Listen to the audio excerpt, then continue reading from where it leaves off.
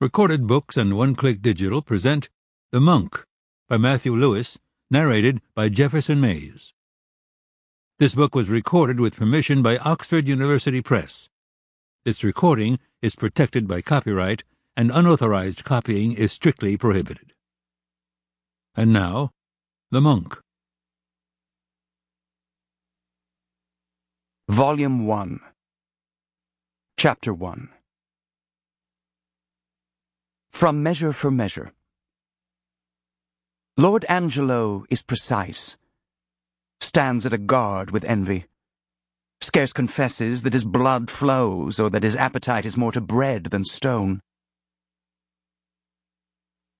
Scarcely had the abbey bell tolled for 5 minutes, and already was the church of the Capuchins thronged with auditors.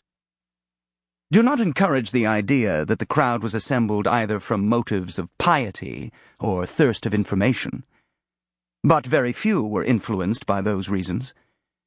And in a city where superstition reigns with such despotic sway as in Madrid, to seek for true devotion would be a fruitless attempt. The audience now assembled in the Capuchin church was collected by various causes, but all of them were foreign to the ostensible motive. The women came to show themselves, the men to see the women. Some were attracted by curiosity to hear an orator so celebrated. Some came because they had no better means of employing their time till the play began. Some from being assured that it would be impossible to find places in the church, and one half of Madrid was brought thither by expecting to meet the other half.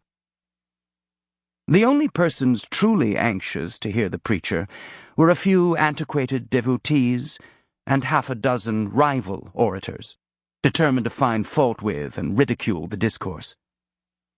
As to the remainder of the audience, the sermon might have been omitted altogether, certainly without their being disappointed, and very probably without their perceiving the omission.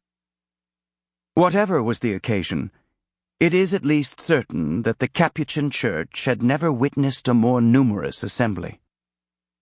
Every corner was filled. Every seat was occupied. The very statues which ornamented the long aisles were pressed into the service. Boys suspended themselves upon the wings of cherubims. St. Francis and St. Mark bore each a spectator on his shoulders, and St. Agatha found herself under the necessity of carrying double. The consequence was that in spite of all their hurry and expedition, our two newcomers, on entering the church— Sample complete. Ready to continue?